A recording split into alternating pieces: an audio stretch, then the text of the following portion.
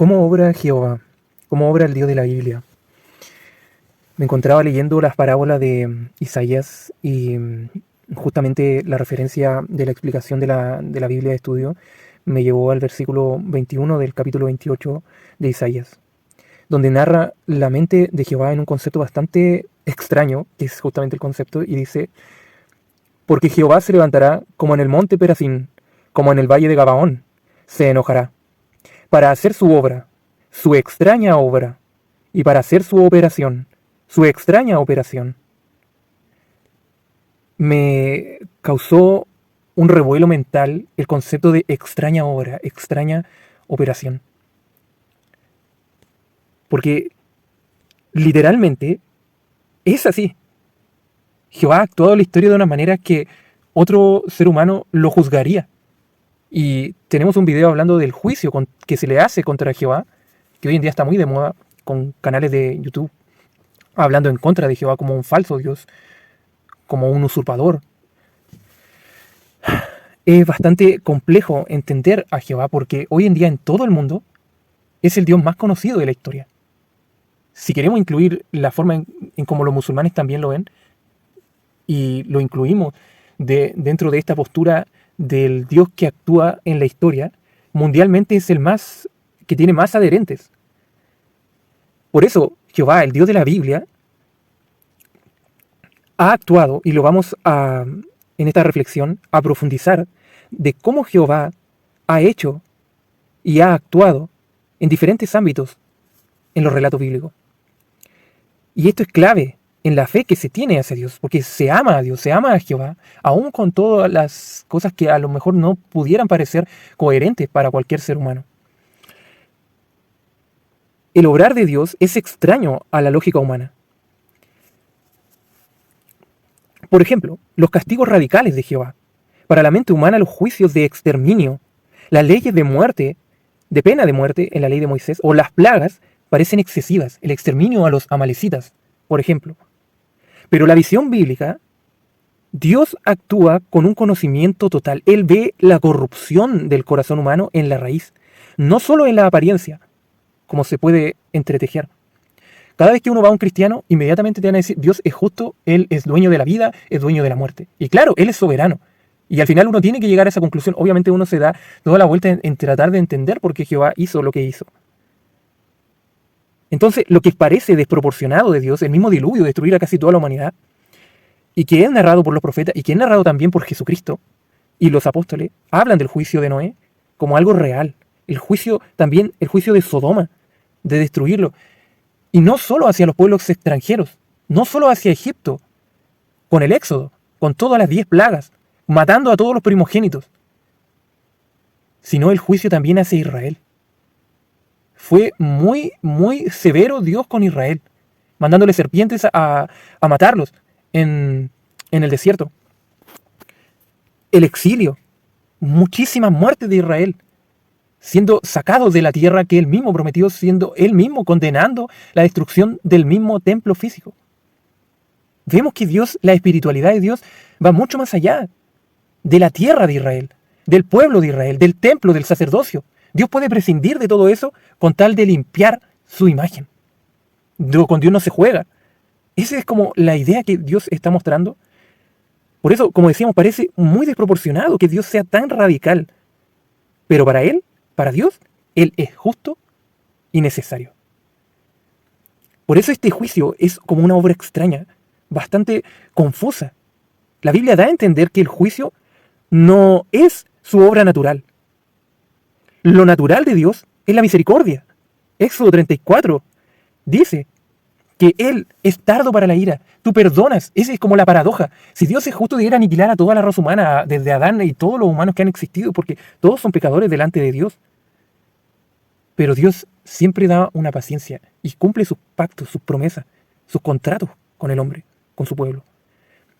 Pero cuando la maldad llega al límite, se ve forzado a juzgar.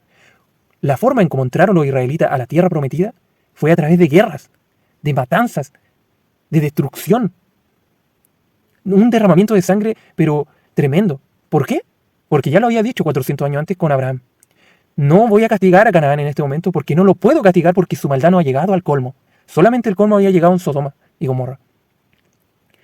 Entonces, la forma en que Dios actúa, Él aplica la pena de muerte. Cuando uno ve la ley de Moisés, se da cuenta que Dios muchas veces, incluso por invalidar el día de reposo, bueno, el adulterio también, que el maldecir el nombre de Dios, que son cosas que pudieran ser resueltas, como lo son hoy.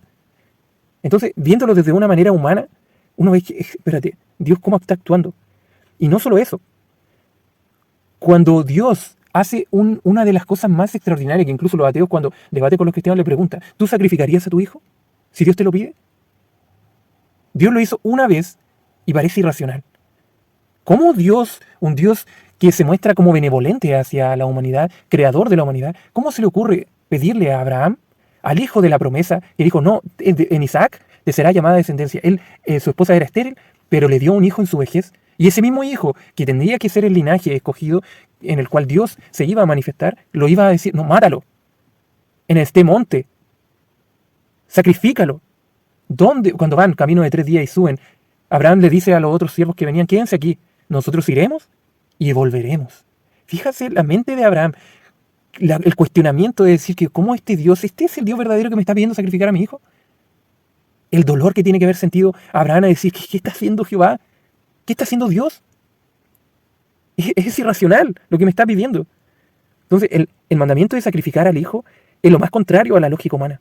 Sin embargo, allí Dios estaba mostrando un principio, el principio de la sustitución. ¿Dónde está el cordero? Dios proveerá, le dijo Abraham a Isaac. Cuando está a punto, el ángel lo para y le dice, ahora he visto que tú has creído en mí, a pesar de que pudieras haber matado a tu hijo, cosa que los otros dioses piden, pero yo no lo voy a hacer. Isaac no muere. El principio de la sustitución. El carnero lo reemplaza. Hay un carnero ahí atado ahí a los espinos. Este acto es una pedagogía de la mente de Jehová. Abre una figura que hoy conocemos como el Mesías, que vendría y sería ese cordero. Uno lo ve ahora desde una perspectiva, es decir, claro, pero en la mente de Abraham, en todo ese momento, cuando uno ve la serie de Génesis, en seriebiblicas.net, y narra eso, que también lo tengo en mi canal, ese suceso, lo que le pasa, todo lo que le pasa en la mente a Abraham en ese momento. O sea, las voces que decían, no lo hagas, deserta lo que estás haciendo, no le hagas caso. Cuando vamos también al Éxodo y decíamos los juicios, también es, ¿cómo los manda al desierto? ¿Por qué no los manda por el camino más corto? No los mande por el camino corto porque ellos se van a devolver. Al ver que se van a tener que enfrentar a los filisteos en guerra y ellos no son un pueblo guerrero, se van a tener que devolver. Les abre el mar rojo, que es ya fuera de serio. O sea, ¿qué otro Dios ha hecho lo que Jehová ha hecho? Entonces, Jehová usa caminos desconcertantes. Cuando se va, alimenta al pueblo con un pan del cielo y lo guía por el desierto inhóspito. Después, cuando uno lee, por ejemplo, al profeta Ezequiel, le manda a hacer cosas como que son absurdas.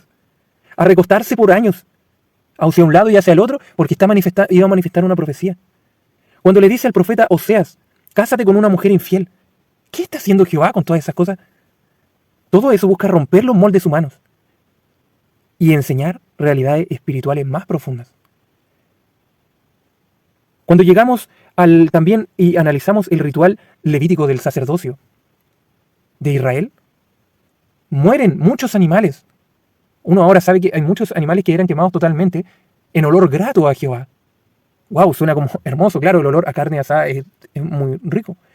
Muchos sacrificios, muchos animales, se les sacaba la carne y se consumía. Tal como hoy en día muchos animales son sacrificados, no religiosamente, pero comemos carne todos los días, ellos mismos también comían de esos sacrificios. No era que se desperdiciaban los animales. Pero ¿por qué tiene que morir un animal? ¿Por qué Dios dice, sin derramamiento de sangre no hay remisión de pecado? ¿Cuál es el concepto? Porque todas las naciones, en esos 4000 años desde Adán, Abel, que ya hizo su sacrificio del cordero, hasta la venida de Jesucristo, todo ese tiempo, esos 4000 años, los patriarcas hacían holocaustos. Noé hizo holocaustos, Abraham hizo sacrificios de animales, y obviamente después de los 1500 años, desde Moisés hasta David, hasta Jesús, hubieron muchísimos sacrificios. Entonces, ¿a quién le cabe en la mente?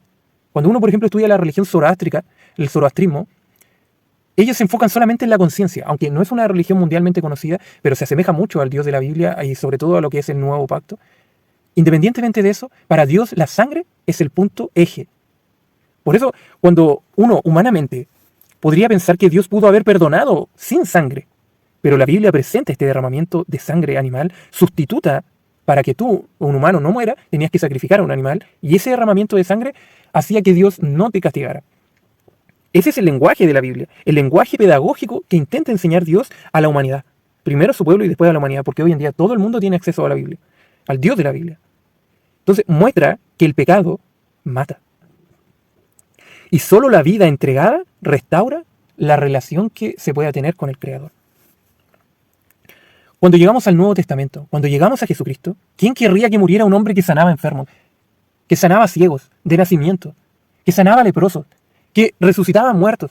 ¿Quién querría que ese maestro que enseñaba a través de enseñanzas de parábolas, de la vida cotidiana, de la agricultura, de la semilla, de los árboles, de las aves, quién querría que ese maestro muriera? ¡Oh, quédate para siempre!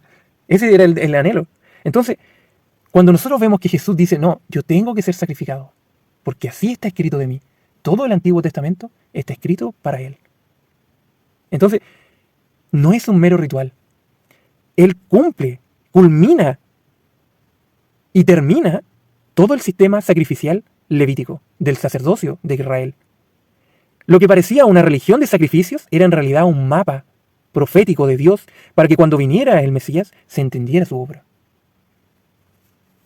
Porque Él mismo lo profetizó, el Mesías debe morir. En Daniel 9 dice, el Mesías será cortado, el Mesías será muerto. ¿Cómo ese Mesías, ese hijo de David que uno esperaría que reinase y no muriese, cómo es que tiene que morir? Y lo más loco, que cuando uno ve la vida de Jesús y Él resucita, dice, espérate, esto está escrito en las profecías. ¿En qué parte de la Biblia dice que el Mesías debe resucitar? Porque dice que debe morir. Entonces, ¿qué es lo que hace el judaísmo? No, hay dos Mesías. Un Mesías que muere, pero no resucita. Y hay un Mesías que vive para siempre. El Mesías hijo de José muere, pero no resucita.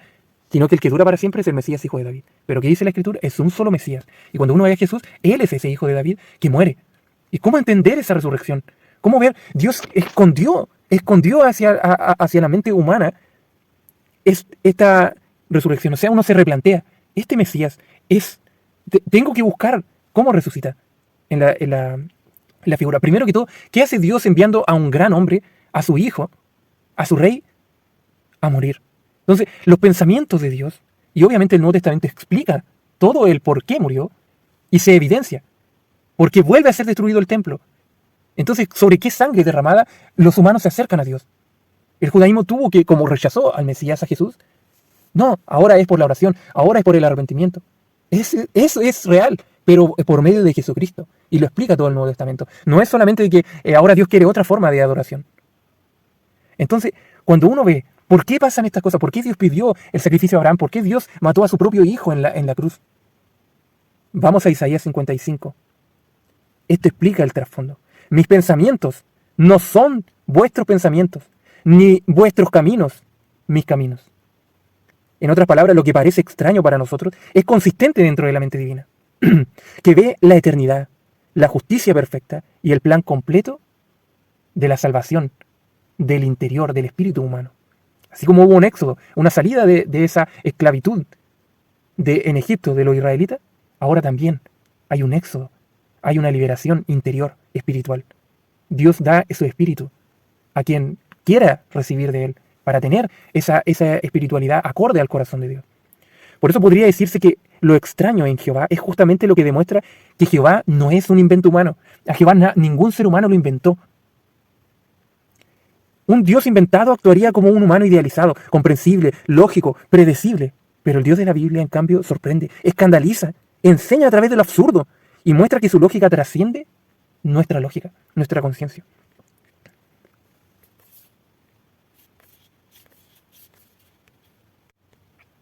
Y aquí uno dice, ¿qué es lo que hace tan poderoso a Dios que llegó a conquistar el mundo entero a través de su conocimiento? Entonces hay muchas capas que uno pudiera profundizar.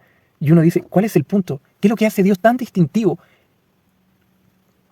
Lo que hace tan distintivo a Dios, es como lo hice en otro video, es que Dios, Jehová, Yahvé, Elohim, Hashem, el Dios de la Biblia, es el profeta supremo. ¿Por qué? Porque esta es una forma muy acertada de expresar lo que la misma escritura aparece repetidas veces. Jehová revela el futuro y lo cumple en su tiempo exacto. Eso lo coloca por encima de cualquier deidad inventada, cualquier dios inventado, cualquier religión o filosofía humana. Ninguna otra religión ha sostenido un plan profético tan consistente, lineal e histórico.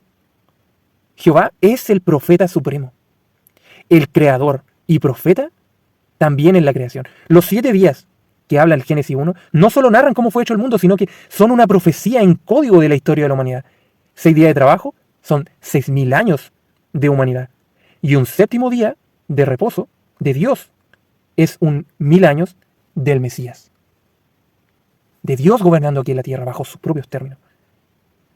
El que anuncia el final de cómo terminarán y concluirán la humanidad, lo anunció desde el principio, como se dice también Isaías 46. Es hermoso leer Isaías desde el 40 hacia adelante, y uno empieza a percibir a un Dios bastante magnífico. Cuando en Isaías 46 dice, yo, Jehová, anuncio lo por venir desde el principio, y desde la antigüedad lo que aún no era hecho. Por eso, su sello es la profecía cumplida.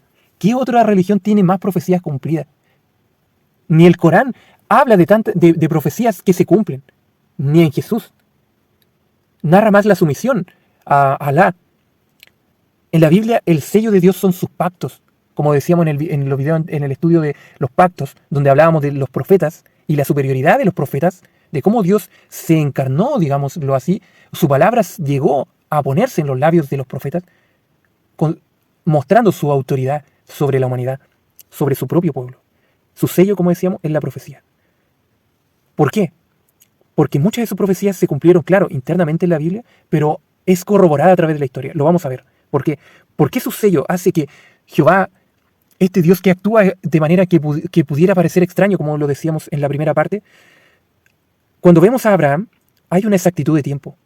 Hay una promesa que se le hace a la descendencia de Abraham, que permanecería perpetuamente.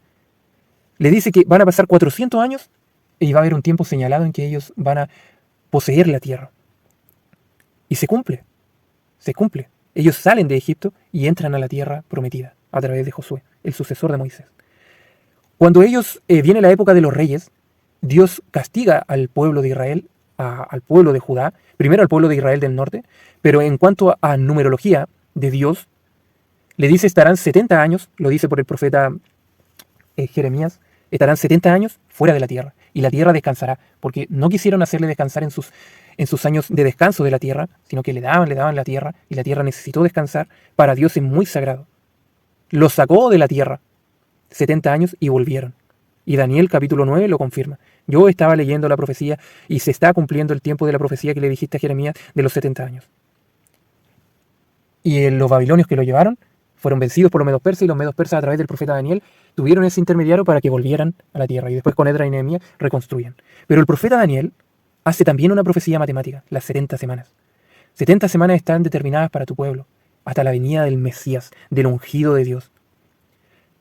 Y pasaron exactamente 70 semanas, 69 semanas, hasta que vino Jesucristo, empezó su ministerio, 3 años y medio, y dice, y a la mitad de la semana el Mesías será cortado. Esas 70 semanas son día por año. O sea, 490 años. La última semana es la más controversial, que se debate, y uno va a ver miles de debates y explicaciones de cómo es. Ahora bien, hasta las 69 semanas y media, todo se cumple con exactitud. Jesús viene y muere, tanto en el año 30, su vida es cortada, tal cual lo decía. También la profecía, ya no numérica, sino de la preservación de este pueblo, de este linaje de sangre de Israel.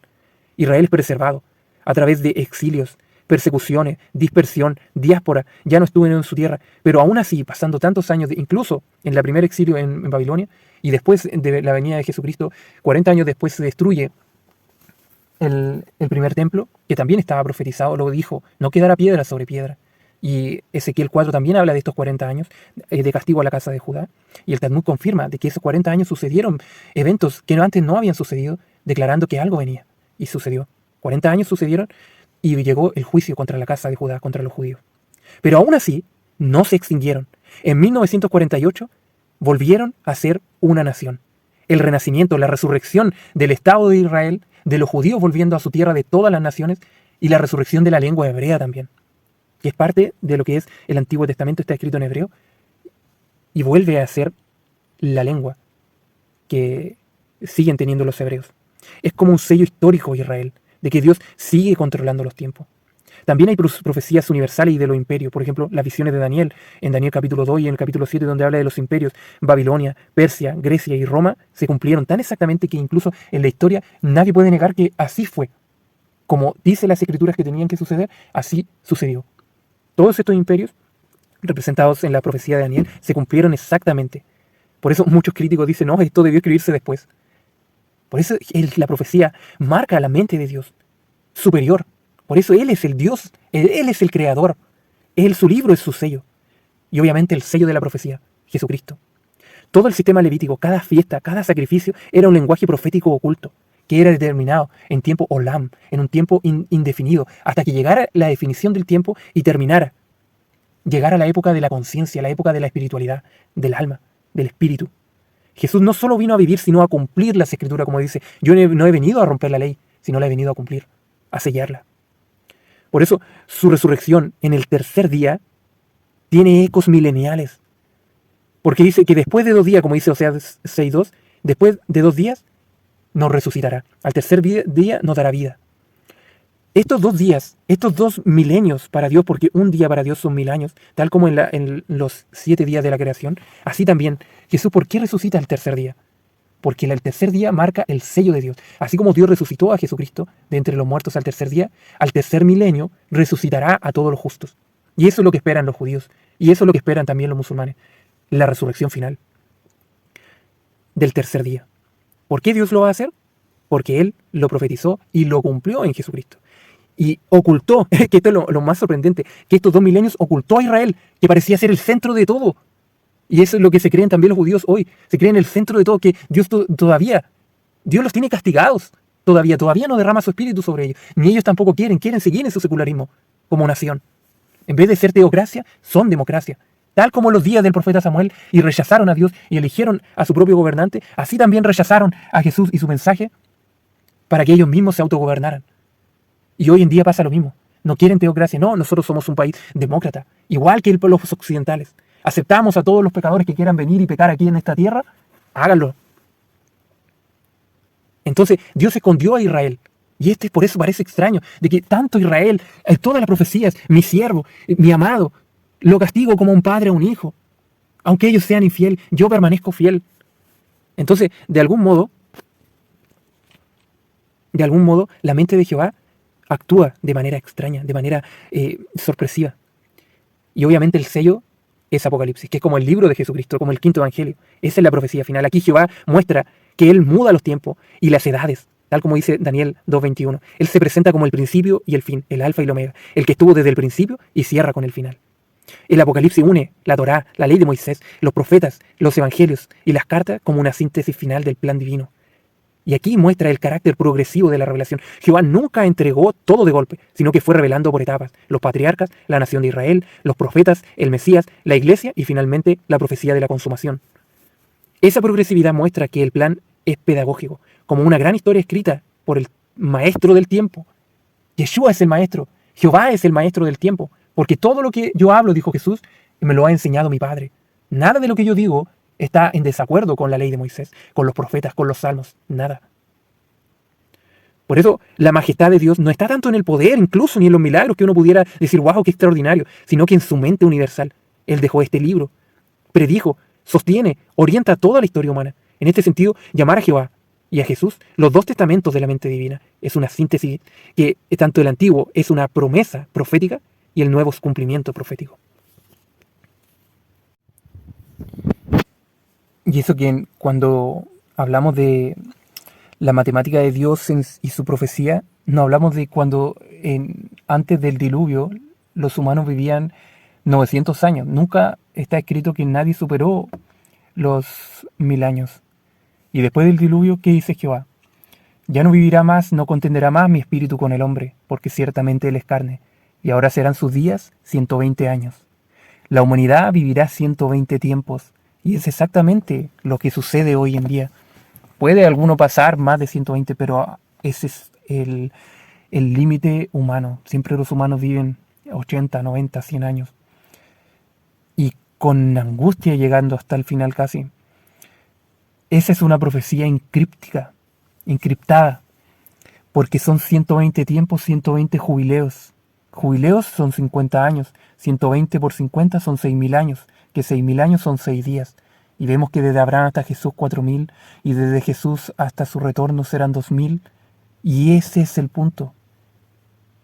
Dios es el que muda, el que se muestra como el juez de la humanidad, el que mueve la historia como un ajedrez maestro. Cada pieza, cada movimiento, incluso los aparentes retrocesos, forman parte de una estrategia que al final muestra su justicia, su unicidad. Jehová en el Antiguo Testamento se limitó a un solo pueblo, se hizo su base.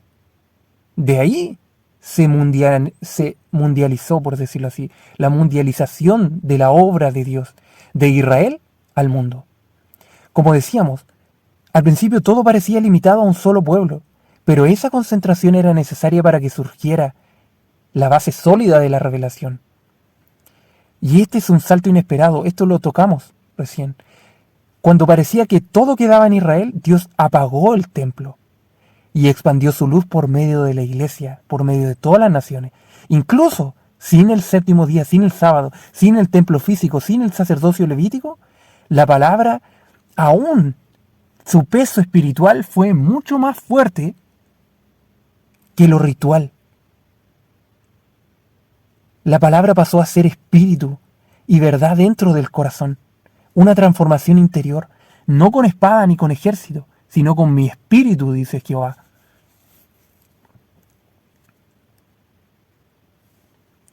Alcanzó la conciencia humana. Hoy en día el humano es tan racional, dame pruebas, dame evidencia, y todo está ahí.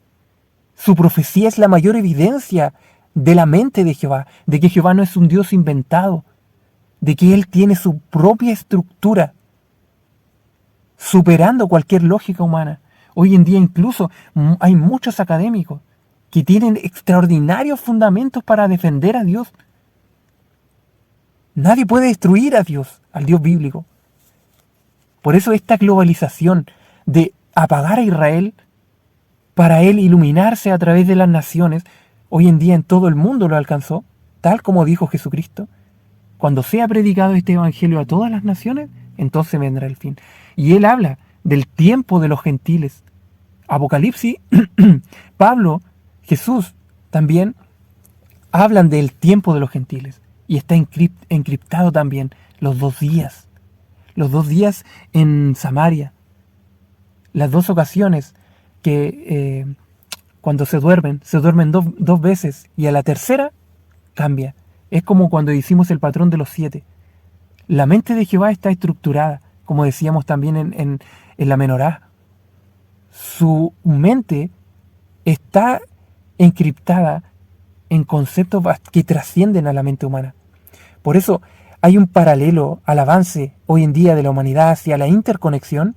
Dios también mundializó su mensaje, primero con la diáspora judía, luego con la expansión del cristianismo y hoy con una Biblia traducida en más de 3.000 lenguas, más que cualquier otro libro humano. Por eso Jehová castigó a Israel, pero no lo destruyó. Porque, aunque, como dice el profeta Jeremías, mientras no pasen las leyes cósmicas, yo no desecharé a Israel para siempre. Por eso Israel es el mayor ejemplo de cómo Dios preservó un pueblo para que su plan no se desviara. Y lo más extraordinario, hoy en día, el mundo cristiano, así como el primer siglo, así como el principio de la iglesia, así también será el final.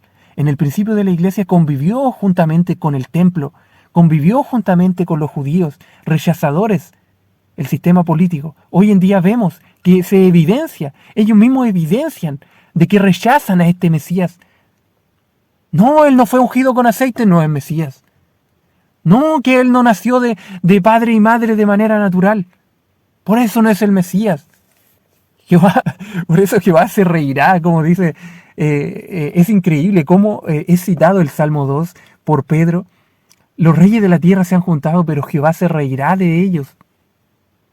Por eso es interesante llegar a la conclusión de que Jesús encaja en la mente de Jehová. Él es el Mesías. Por eso, hoy en día, como decíamos, hay una convergencia final. La profecía apunta de que todo Israel será salvo en el fin de los tiempos, de que Jesucristo unirá a las 12 tribus de Israel, judíos y gentiles, Israel e iglesia, unificados en el reino mesiánico. Es extraordinario porque Israel entra finalmente y vemos que tendría que venir en el tiempo exacto para la convergencia final de la profecía. Ninguna profecía se cumpliría si Israel no estuviera en su tierra. Ninguna profecía se cumpliría si Israel no quisiera construir su templo. El Apocalipsis plantea de que el templo tiene que estar en pie.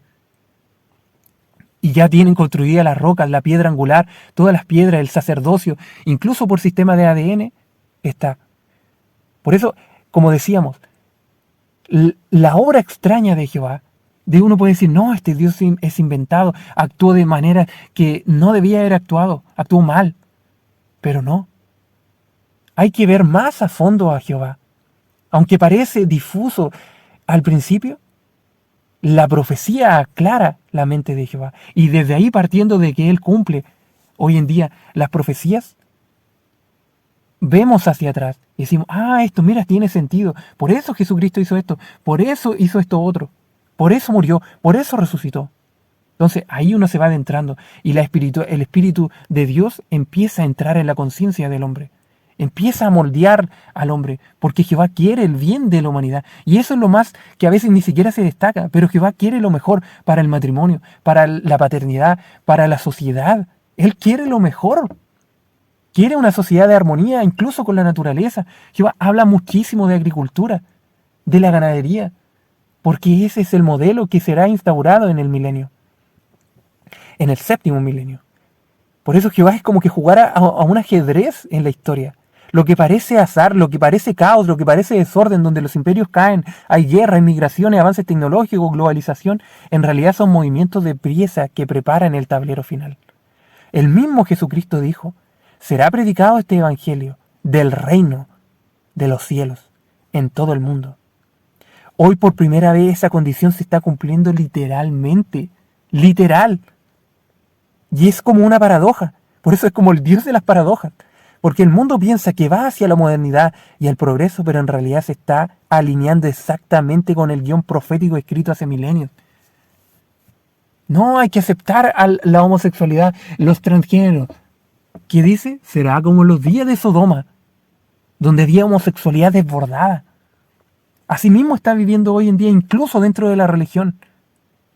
No se respeta ni siquiera la evidencia de que los cromosomas te dicen que la mujer es XX y el hombre es XY. El mundo hoy en día, incluso científicamente, puede llegar a corroborar a Dios.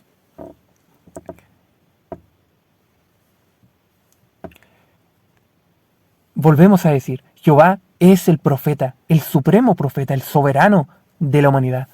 O como le llama a Jesucristo, el deseado de todas las naciones. En Jesús todos encuentran un modelo, pero se compadecen incluso de la muerte de Jesús cuando pusieron la película de la Pasión de Cristo. Es como, todo lo que sufrió Jesucristo es como que nadie le desearía a un humano que lo viviera.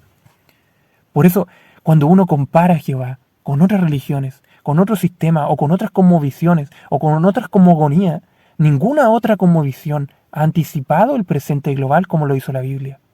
Ya lo decíamos, la reunión de Israel en 1948, la globalización que habla Apocalipsis 13, la economía mundial, la marca de la bestia, podemos ver que hoy en día se está acomodando para que todo sea literal. La crisis moral y ambiental también está profetizada. El mundo en un caos de moralidad, a lo malo le llaman bueno. Y lo que más me sorprende es que hay una expectativa universal del mundo entero de que viene el fin. No, es que viene esta nave en el cielo que parece un meteorito. No, es que va a pasar el 2032. Y todo está... No, viene el Mesías, dicen los judíos, a construirnos el templo. Hay una expectativa tal como lo exige la Escritura. Y esto confirma que el Dios de la Biblia, el Dios de Abraham, el Dios de David, el Dios de Jesucristo, revela la mente universal. Desde Adán hasta el Apocalipsis, desde Génesis hasta Apocalipsis, su plan mantiene coherencia y progresividad. Jehová no es solo el creador, el juez o el salvador, es el profeta supremo, la mente que anunció todo y lo cumplió en la historia misma de la humanidad. Por eso muchos ven que lo que hace Jehová parece un sinsentido. Pero esto, la profecía muestra que al final no es destrucción sin sentido, sino es la consumación del reino de Dios aquí en la tierra. Lo que vemos hoy es el eco universal de una expectativa escrita hace milenios, hace 2 milenios, hace 3 milenios, como plantean los judíos que llevan esperando 2000 años a su Mesías. Y esa es la paradoja. Y vamos a entrar también en esta mentalidad judía, porque los judíos hacen debates diciendo que los cristianos se equivocan. Pero vamos a ver cómo está tan encriptada, tan en pequeños detalles, que uno pudiera darle la razón a los judíos en su interpretación de ciertos aspectos de que el cristianismo supuestamente falla. Pero vamos a ver cómo este detalle es tan minucioso de que Jehová triunfa incluso sobre el judaísmo rabínico. Y vamos a empezar también de nuevo con el profeta Daniel. Daniel quizás es uno de los que más contienen profecías en cuanto a tiempos, pero también del Mesías. Él es el que habla así literalmente de que vendrá un Mesías único. Cuando hablamos de las 70 semanas, dice, y después, Daniel 9:26, y después de las 62 semanas, se quitará la vida al Mesías, mas no por sí, será cortado. Y esta palabra en hebreo es karatz, que quiere decir muerto, ejecutado. Su vida es interrumpida. Cuando nosotros vemos en este mismo libro y vemos que el Mesías es muerto, dentro del mismo libro en Daniel se ocupa esa misma palabra. Daniel 2:34, cuando se habla de los imperios y esta estatua, la estatua del rey de Babilonia, de Nabucodonosor, se habla de una estatua y de distintos imperios hasta el imperio final, que es barro con hierro, que se entiende la tecnología combinada con la humanidad, el transhumanismo, que es el último imperio, que es el que estamos viviendo hoy en día, aunque no globalmente vamos hacia allá. Dice que viene una piedra que no es cortada con mano humana, y viene y derrumba y ataca los pies de la estatua y es derribada.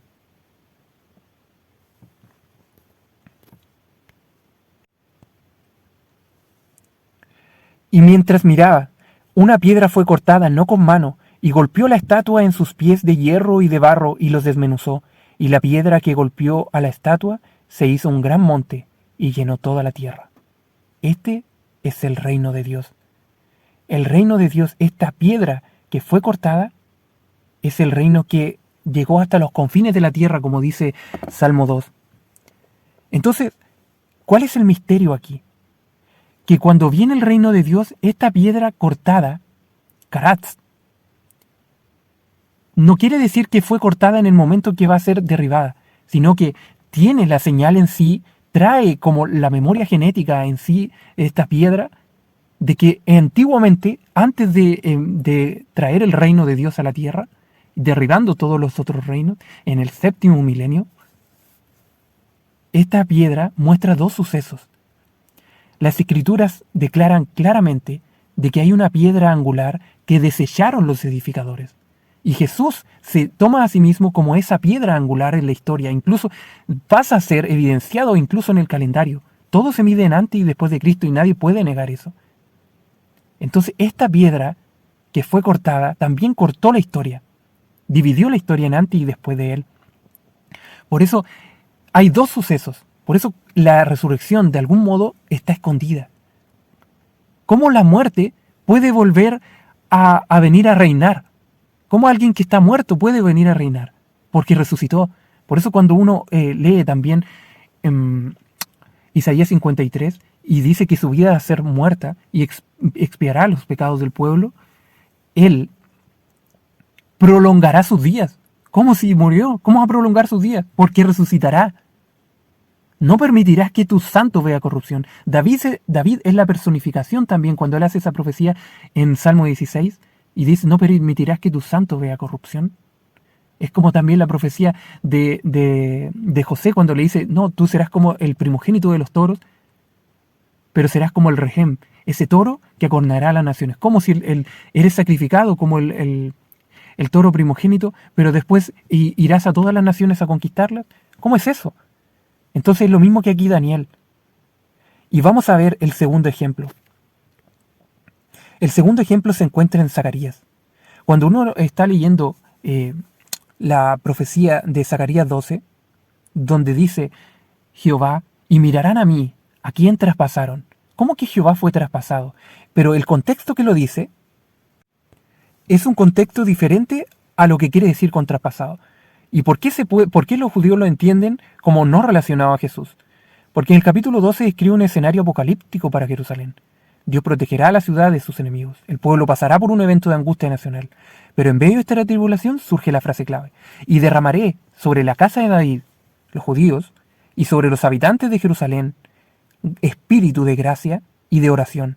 Y mirarán a mí, a quien traspasaron, y harán lamentación por él. ¿Cómo? ¿A mí o él? Es el misterio de Jehová. De los dos Jehová. Tengo que subir ese estudio próximamente de los dos Jehová. El Jehová invisible y el Jehová visible. El Jehová visible es su Hijo. Es su imagen. Visible. El que me ha visto a mí, ha visto al Padre. Por eso, cuando dice, y mirarán a mí, a quien traspasaron, y harán lamentación por él, como se hace por un hijo unigénito, y llorarán amargamente por él. Zacarías 12:10. Obviamente los judíos interpretan este pasaje que nos habla de Jesús, que se refiere a un líder o un rey humano de Israel, que la nación sufrió rechazo y que reconocen ese sufrimiento y las calamidades permitidas por Dios, o que Dios mismo permite el castigo por parte de disciplina nacional. Entonces la lamentación sería entonces por una expresión de arrepentimiento nacional. Pero ¿cuál es el punto? ¿Cuál es el punto? Porque cuando Jesucristo es crucificado, y él ya muere y su costado es traspasado por la lanza del soldado romano, ¿qué dice Juan?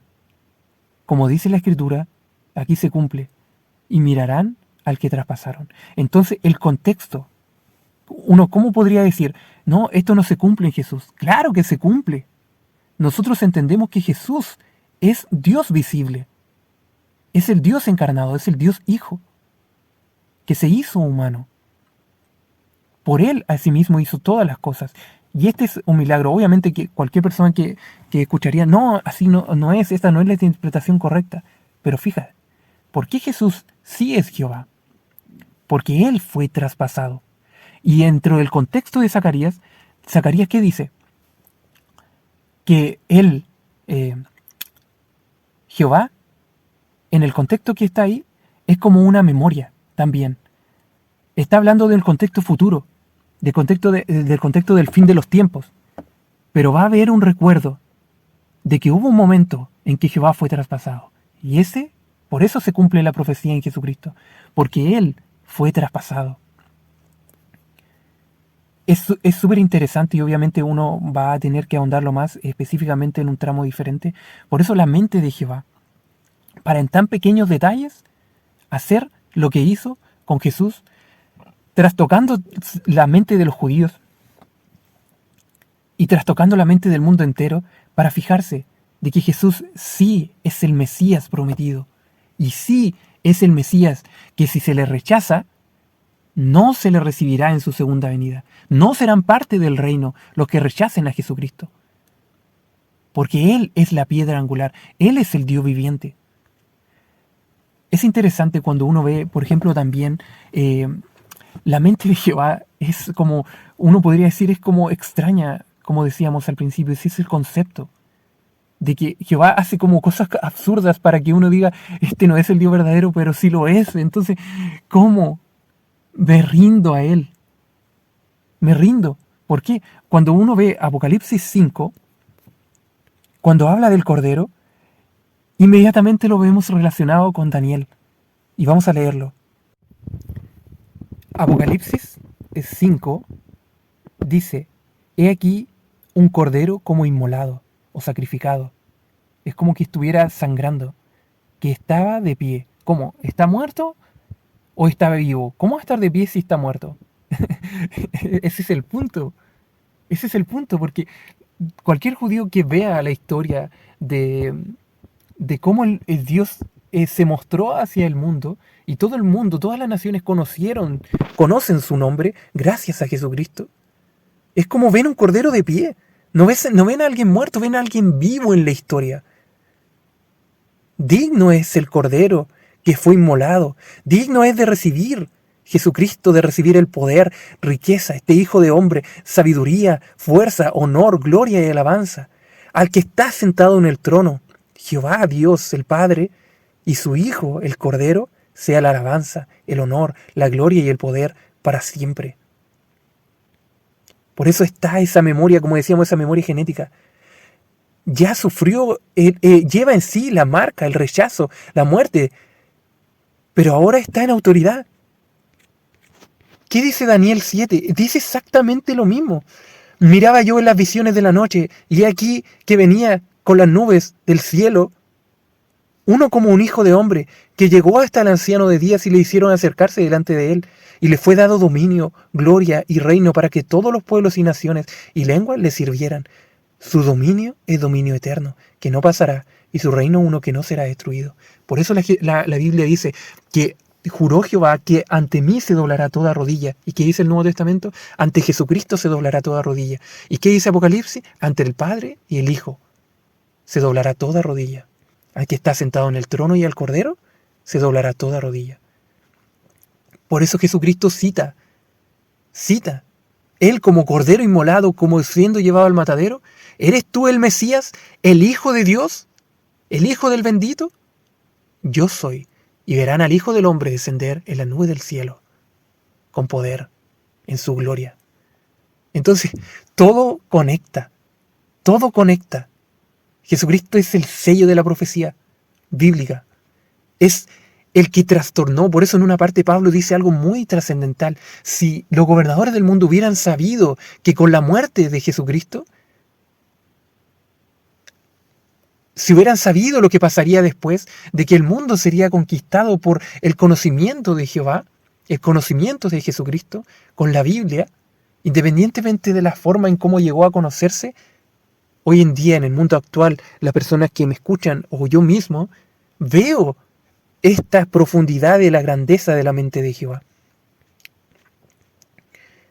Por eso estos tres ejemplos muestran, tanto en el Antiguo Testamento como en el Nuevo Testamento, de que este que murió no está muerto, ya no está muerto. Es sorprendente, es muy loco. Yo le digo loco, pero es muy... la mente de Jehová es profunda, como dice Pablo cuando empieza a decir en Romanos, oh profundidad de la riqueza, de la sabiduría de la mente de Dios, cuán insondables son sus juicios. Profundidad de la riqueza de la sabiduría y de la ciencia de Dios. Y en otro lado dice, Cristo, Jesús, el Mesías, poder y sabiduría de Dios. Porque ¿quién entendió la mente del Señor? ¿O quién fue su consejero? ¿O quién le dio a él primero para que le fuese recompensado? Porque de él, y por él, y para él son todas las cosas. A él sea la gloria por los siglos. Amén. No, es que Jesús no es el Mesías que nosotros esperábamos. Claro, como en los días de Samuel. No queremos que Jehová reine sobre nosotros, queremos un rey humano. Cuando Jehová les trae el rey humano, Jesucristo, no queremos este rey. Son inconformes, duros de cerviz. ¿Quién nos librará del juicio venidero? Jehová es justo. Por eso fue rechazado Israel, porque su justicia era más grande que la materialidad que le daba a Israel. Hoy en día hay un renacer de volver a las enseñanzas de Jehová, de Jesús, de los apóstoles.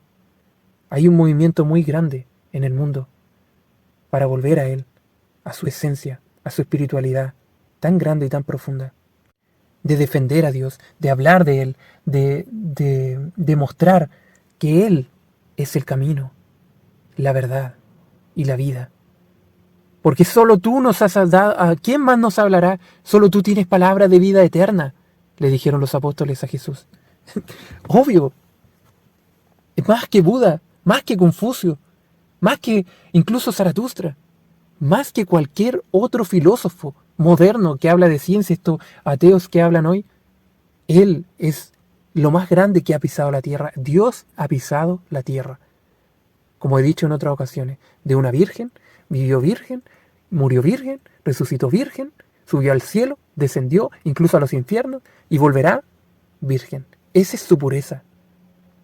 No que sea negativo la sexualidad, pero él se conservó en ese punto su santidad, su pureza, hasta en ese nivel corporal. Por eso, todas estas analogías, que obviamente hay mucho más, uno va a seguir ahondando, sobre todo cuando haga la serie del Mesías, hijo de José, ese concepto, analizarlo en profundidad, vamos a ver cómo la mente de Jehová es la que trastorna a cualquier otro tipo de mente. Jehová no es inventado. Jehová tiene un misterio grandísimo que merece ser explorado por cualquier religión. Él es superior a todo. Por eso el llamado de hoy es a ver que por qué fueron rechazados, por qué fue rechazado Jesucristo, y que no se repita como un patrón de estos últimos tiempos. Porque ¿qué es lo que pasó en la primera venida? Aunque los judíos tenían todo el Tanaj, estudios y sinagogas, estaban llenos de conocimiento, aún así no lo reconocieron, prefirieron su estructura religiosa y política antes que la verdad viva frente a sus ojos. Como dijo el ciego, alaba a Dios, Dios fue el que te sanó, no ese hechicero, Jesús. Lo único que sé es que yo no veía y ahora veo. Ese es el mensaje más profundo de las Escrituras. Tú creíste. Acuérdate de mí cuando estés en tu reino, a punto de morir. Nosotros merecemos estar aquí, le dijo al otro que estaba crucificado. Esa fe es la que Jesús vio. Y esa fe, esa pequeña fe como un grano de mostaza, fue la evidencia más grande de que, aunque la cruz parezca derrota, fue una victoria sobre el sistema corrupto humano. Esa es la que lleva al cielo, al reino de Dios. Es un método incomprensible. Él no vino con espada, sino con mansedumbre, con verdad, con milagro. Derribó y desarmó toda la estructura de la hipocresía humana, la condenó, los enfrentó. Y es digno de aprender de cómo Él derribó esa barrera entre ricos y pobres, entre religión y no religión, entre ritual y no ritualidad. Hoy en día, tal cual como había en ese tiempo, hay mucha división teológica, muchos estudios bíblicos con todo, hasta con inteligencia artificial. La gente puede ahondar en mucho conocimiento. Google, la globalización, Internet, puede aprender todo, cosa que antes no se veía. Pero aún así hay un poder político y religioso que se está mezclando. Jesús fue condenado por ese poder religioso y político. Y hoy vemos que también, aunque estén interconectados, pretenden tener la verdad, pero ninguno se somete a Jehová en su totalidad. Daniel anticipó que la ciencia sería aumentada, que el humano crecería en conocimiento, pero el corazón sigue dividido, sigue egoísta. No, yo tengo la verdad, tú estás equivocado, tú eres un hijo de Satanás porque no crees en lo que yo creo. ¿Qué está pasando? Incluso entre las religiones. Ni Israel, como decíamos, aunque ha renacido como Estado, como lo dijimos en otro momento, ni aún así ellos se someten a una teocracia. Está atrapado en la política, en la secularización. Se repite, hoy se repite. Lo que Jesús antes se mostró con claridad y lo rechazaron, hoy la Biblia, aunque esté completa y su mensaje es universal, y las profecías se están cumpliendo a los ojos de todos, la humanidad lo ignora, lo discute, lo relativiza. Aunque parece que el caos que hay en el mundial es un fracaso de la fe, todo se está preparando para la revelación final del reino de Dios. Por eso Él es la piedra del ángulo como clave.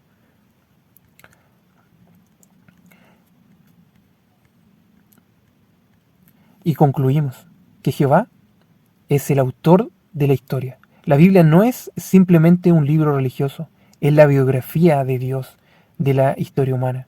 Jehová no es inventado. Él profetizó con su escritura, lo anticipó y lo cumplió paso a paso. Cada profecía es la firma de Jehová. Desde Abraham hasta la restauración de Israel, desde el Mesías hasta el Apocalipsis, lo que parece azar o destino, en realidad es la narrativa de Jehová desplegándose en capítulos proféticos a través de la Biblia y a través de la historia. Él es el juez. Él juzgará a vivos y a muertos. Él no delega el juicio final a los sistemas humanos, sino que Él mismo lo ejecuta. Y enviará, incluso antes del final, enviará 2 profetas, los 2 testigos, que se manifestarán el poder de Dios aquí en la tierra, semejante a cuanto fue Moisés y Elías, enfrentándose al poder político y religioso. Por eso la naturaleza convergerá y se aliará con Jehová. Los sellos, las trompetas y las copas son juicios en el Apocalipsis que involucran terremotos, los astros, las plagas, las aguas, el fuego, la luna, el sol. La creación misma, como decíamos, se vuelve a favor de Jehová y en contra de la rebeldía humana. Aquí demuestra Jehová que no hay poder humano, militar o científico que pueda resistir su decreto. Él es el rey de los reyes, Él es el presidente de los presidentes, el señor de los señores, el Dios de los dioses. Esto no es un título ya vacío, como lo hemos dicho, es la declaración final de la soberanía. Ninguno de sus imperios o ideología prevalecerá, y Jesús, como el ungido de Jehová, como lo dice el Salmo 2, manifestará esa realeza sobre todo el mundo, cuando descienda, como dice Apocalipsis 19. En ese momento se confirmará totalmente que la profecía no fue poesía solamente, sino el guión verdadero de la historia humana. Jehová es, como volvemos a decir, el más grande, porque es el profeta supremo, anticipa y cumple, es el rey de la historia. Cada nación, cada época, cada evento se dobla así a su plan. Es el juez final. Y Él será revelado finalmente como el verdadero rey de todas las naciones. Por eso, como empezamos, que su obra es extraña, sí, desconcierta al hombre. Sus juicios parecen duros, sus métodos son incomprensibles, pero cada acto se revela en justicia, en pedagogía de su amor eterno. Jehová escogió a Israel, no porque fuera grande, sino porque Él mostraría su fidelidad en él. De ese pequeño pueblo nació el hombre más grande de la historia. Lo castigó, lo dispersó, lo redujo a Israel, pero jamás lo desechó. Y desde ahí gobernará, desde Jerusalén. Por eso en su historia, cuando probó a Abraham y le dio determinado tiempo, Él se mostró como dueño del destino, de la simiente de Abraham. En Jesús, el que es la piedra que los edificadores desecharon, Jehová mostró que la derrota es victoria, que la cruz es el trono de Dios y que la humillación es exaltación. El que se humilla será exaltado. Así venció el pecado y desenmascaró al hombre. La inclinación al mal la venció, cumpliendo lo que estaba escrito desde Moisés y en todos los profetas. Y hoy, aunque el mundo esté dividido y globalizado, Jehová mueve las piezas como un ajedrecista eterno. Permite la confusión de las religiones, porque vendrá también un falso Mesías antes de que Él se manifieste, para que todo el mundo vea y se engañe a sí mismo, y Dios tenga que intervenir hasta que la maldad, como dice la Escritura, sea consumada y venga e intervenga. Como esa roca no cortada con mano humana, derribará la estatua de los hombres y llenará la tierra con su reino. Jehová enviará y sacudirá con la naturaleza y mostrará con su creación que su voz es la verdadera. Sabrá el mundo que Jehová es justo, que castiga la maldad del humano, como lo castigó en los tiempos de Noé, lo hará también hoy. Su grandeza no se mide en templos, ni en ejércitos, ni en filosofías, sino en la profecía, que jamás falla, en la palabra que atraviesa todos los milenios de la historia humana, todos los imperios, y en el plan que nada ni nadie podrá detener. Jehová es el Rey de la historia, el Profeta Supremo, el Dios único y creador.